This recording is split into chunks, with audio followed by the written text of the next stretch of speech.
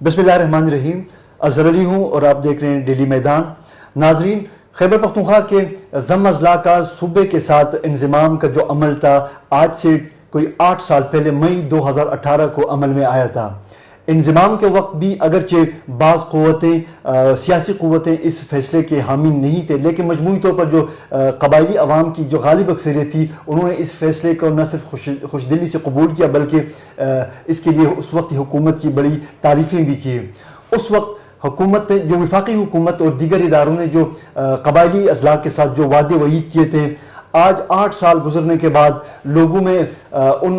وعدوں پر عمل درآمد نہ ہونے کی وجہ سے ایک مایوسی کی کیفیت ہے. اور آج صورتحال یہ ہے کہ اس وقت جو قوتیں اس کے مخالف تھے ان کے ساتھ ساتھ آج عام قبائلی جو پڑھا لکھا جو طبقہ تھا جو اس انضمام کے حق میں تھے وہ بھی مطمئن نظر نہیں آ رہے ہیں. اس صورتحال پر آج ہمارے ساتھ موجود ہیں سینئر صحافی اور تجزیہ کار شمیم شاہد صاحب. ہم ان سے جاننے کی کوشش کرتے ہیں کہ یہ کیا ہوا، یہ جو فاٹا کا انضمام تھا اس کے بعد جو وعدے وعید تھے ان کا کیا بنا اور آج کی کیا صورتحال ہے. شمیم صاحب، کیا صورتحال آپ دیکھ رہے ہیں جو فاٹا انضمام کو لے کر آج تک کی تاریخ میں؟ شکریہ جی. جس وقت یہ انضمام ہو رہا تھا تو اس وقت تو روایتی قبائلی مشران جو تھے جن کا تعلق مختلف سابقہ قبائلی ایجنسی یا موجودہ قبائلی اضلاع سے ہے، انہوں نے مخالفت کی تھی. اور انہوں نے مخالفت اس بنیاد پر کی تھی کہ یہ بہت عجلت میں یہ کام کیا جا رہا ہے اور اس کے نتائج خطرناک ہوں گے. حقیقت یہ کہ اس وقت ان لوگوں نے جو خیال تھا تو ہم اس کو صحیح نہیں سمجھ، مگر اب ان کی بات صحیح ثابت ہو گئی. اب وہ جو ہے نا کل 31 مئی تھا، یہ وہی دن تھا جس 31 مئی 2018 کو صدر مملکت نے اس انضمام کی جو نوٹیفیکیشن تھی اس کو دستخط کیا تھا. تو اسی وجہ سے کل بھی یہاں پر باب خیبر پر ایک مظاہرہ ہوا اور جو قبائلی رہنما تھے انہوں نے دوبارہ انہوں نے کہا کہ اس فیصلے پر نظر ثانی کی جائے. میں آپ کو ایک بات بتاؤں کہ جب پاکستان بنا 1947 میں، اس وقت سے لے کے اب تک مطلب ایک قبائلی اضلاع کو ہر وقت اسٹیبلشمنٹ نے اپنی اپنی مفادات کے لیے استعمال کیا ہے. اگر آپ کو یاد ہو تو 1958 میں جب 1 یونٹ بنا رہے تھے مغربی اور مشرقی پاکستان، تو 1 یونٹ کا مقصد یہ تھا کہ مشرقی پاکستان کی آبادی جو تھی وہ اکثریت میں تھی اور مغربی پاکستان کی کم تھی. تو اس وقت تو اکثریت کی آبادی کو اقلیت میں تبدیل کرنے کے لیے حکومت پاکستان نے اس وقت انہوں نے ایسا کیا کہ یہ جو قبائلی اضلاع تھے تو اس کو مغربی پاکستان میں شامل کیا. ان کو اسی وقت تو ایک ایم پی اے کا بھی مطلب مغربی پاکستانی اسمبلی میں نامزد کر دیا گیا. انتخاب نہیں ہوا تھا، نامزد. اسی طرح اس وقت تو یہ جو گلگت بلتستان ہے ان کو بھی مغربی پاکستان میں نمائندگی دی گئی. اسمبلی میں آزاد کشمیر جو بھی ہے اسی کو بھی نمائندگی دی گئی تھی تاکہ مشرقی پاکستان کی اکثریت کو اقلیت میں تبدیل کیا جائے. اب اس وقت سے لے کے اب تک مطلب یہ 2018 تک یہ مختلف سیاسی جماعتیں جو تھی، جس میں جماعت اسلامی بھی تھی، جس میں پیپلز پارٹی تھی، جس میں عوامی نیشنل پارٹی تھی، جس میں ایون جمعیت علماء اسلام تھی، یہ تمام مطالبے کر رہے تھے کہ قبائلی علاقوں کو آئینی اور قانونی حیثیت دی جائے اور اس کو مرج کیا جائے. مگر اس مطالبے پر اسٹیبلشمنٹ کسی قسم کا عمل درآمد نہیں کر رہا تھا. 2018 میں اچانک، بالکل اچانک، یہ ہمارے تمام کے لیے اچانک تھا کہ اعلان ہوا کہ اب قبائلی علاقوں کو مرج کیا جا رہا ہے. اور آپ یقین کریں کہ اس وقت یہ جو جس کو ہم اسٹیبلشمنٹ کہہ سکتے یا مقتدر ادارے کہہ سکتے، انہوں نے بھی مسلم لیگ کو مجبور کیا. حالانکہ مسلم لیگ نے 1947 سے لے کر مئی 2018 تک ہر محاذ پر، ہر فورم پر انضمام کی مخالفت کی، مگر یہ بھی راضی ہو گیا راتوں رات اور انضمام ہو گیا. پاکستان تحریک انصاف بھی ہو گیا اور انضمام ایسی طریقے سے، چونکہ پیپلز پارٹی اور عوامی نیشنل پارٹی یا دیگر پارٹیاں وہ پہلے سے چاہتے تھے جماعت اسلامی کہ انضمام ہو، مگر ان لوگوں نے حیران ہو گئے کہ یہ کس طرح ہو رہا ہے اور اچانک ہو گیا. اس وقت ایک وعدہ ہوا تھا. وعدہ یہ ہوا تھا کہ جو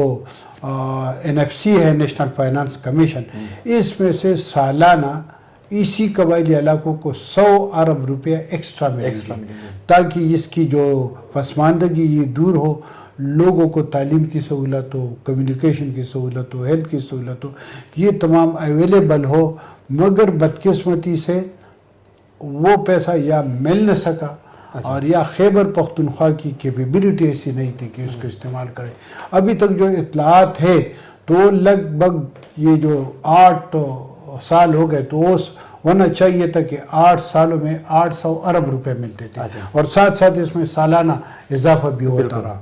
تو ہونا چاہیے تھا کہ یہ مطلب 800 ارب روپے کم از کم مل جاتے, مگر اس میں تقریباً 150 ارب, تقریباً 200 ارب سے کم روپیہ ملا ہے اور وہ بھی استعمال نہیں ہوا.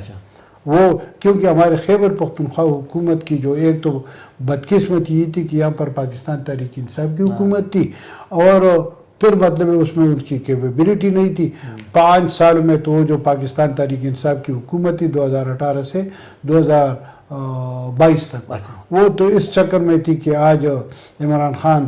یہاں سے مطلب ہمارے لیے انقلاب لائے گا, وہاں سے لائے گا, وہ بھی ہو گیا, اور اس کے بعد پھر عمران خان کو رہا کرو اور عمران خان کو مانو, اور اس پر گزر گیا. تو اب صورتحال یہ ہے کہ وہ جو قبائلی روایتی مشران تھے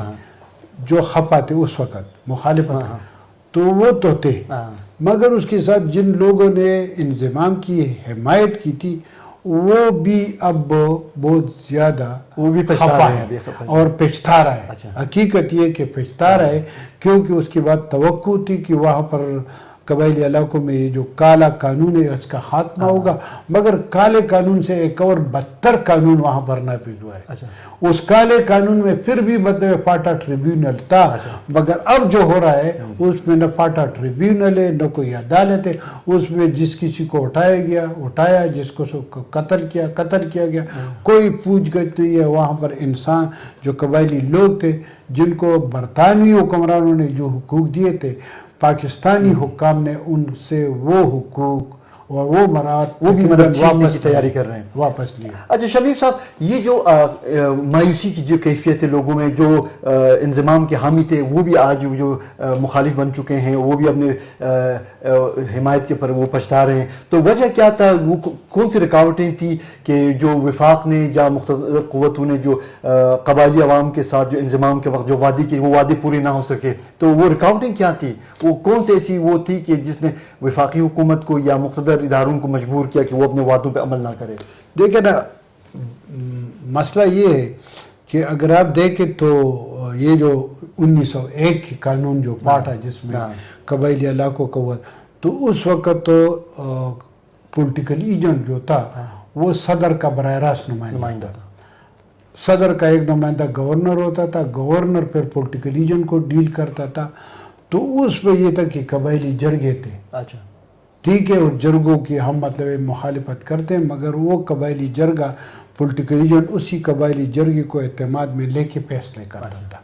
ٹھیک ہے, بعض جگہ پر وہ مطلب جو مقتدر حلقے ہیں یا جو ریاستی ادارے ہیں ان کی دباؤ میں آ کر فیصلے غلط ہوا کرتے تھے, مگر پھر بھی مطلب قبائلیوں کو کچھ نہ کچھ حق حاصل تھا. 2018 کے بعد تو یہ ہوا کہ پہلے سے مطلب اگر آپ دیکھیں تو 1997 کے انتخابات میں قبائلی عوام کو حق رائے دہی پہلی بار بالغ رائے دہی ملی تھی, ووٹ کا حق. ٹھیک ہے, پھر 2018 میں صوبائی اسمبلی بھی آ گئی, قومی اسمبلی صوبائی اسمبلی بھی آ گئی, مگر یہ تھا کہ اس کے ساتھ ساتھ جو سول ادارے تھے ان کا عمل دخل بہت زیادہ محدود ہو گیا. وہاں پر مطلب فوجی اداروں کی اثر رسوخ زیادہ ہو گئے. پولیٹیکل ایجنٹ جو پہلے مطلب گورنر کے تابع تھا یا صدر کے تابع تھا, اس کا براہ راست اس پر مطلب وہ جو فوجی ادارے تھے یا اسٹیبلشمنٹ تھے اس کا دباؤ بڑھ گیا. ان کا وہ جو اختیارات تھے وہ محدود ہو گئے. تو اسی وجہ سے وہاں پر وہ جو حقوق تھے وہ نہ مل سکے. تو لوگ بہت زیادہ وہ ہو گئے. ایک تو یہ, دوسری بات یہ کہ یہ جو دہشت گردی اور یہ جو انتہا پسندی تھا یہ 9/11 سے پہلے بھی تھا بعد میں تھا مگر 9/11 کے بعد ان کو ایک قانونی شکل دی گئی مختلف قسم کے قوانین یہ جو سول لا انیکشن جو تھا 2018 کے یہ مطلب تمام قبائلی علاقوں اور خیبر پختونخوا کو وہ ایکسٹینڈ ہو گیا اس کے تحت مطلب آپ کسی بھی بندے کو اٹھا کر انٹرمنٹ سینٹر میں مہینوں تک رکھ سکتے ہیں اس کی کوئی پوچھ گچھ نہیں ہے کوئی انویسٹیگیشن نہیں ہوگی بس مطلب ہے جس وقت وہ چاہے عدالت میں پیش کیا جائے جس وقت وہ چاہے ختم کیا جائے کوئی مسئلہ نہیں ہے تو اس میں سے لوگ بہت زیادہ بدظن اس وقت تو میں سمجھتا ہوں کہ قبائلی لوگوں کا ویسے تو پورے پاکستان میں یہی صورتحال ہے مگر بالخصوص میں آپ کو بتا دوں کہ قبائلی لوگوں کا ریاستی اداروں پر جو جو جو جو اعتماد ہے وہ ختم ہو گیا اعتمادی میں اضافہ ہو گیا بد اعتمادی میں اضافہ ہو گیا اس وقت پوری قبائلی علاقوں میں جو ان کے جو جو اپنے ریسورسز تھے جو منرل تھے جو ان کی ایگریکلچر تھے جو ان کے چلغوزے تھے وہ ابھی تک مطلب ہے ان کو وہ نہیں ہے اس وقت قبائلی علاقوں میں آپ کہتے ہیں کہ نقل مکانی کرنے والوں کی جو واپسی ہوئی ہے وہ مکمل ہوئی مگر ایسا نہیں ہوا ہے اس وقت تو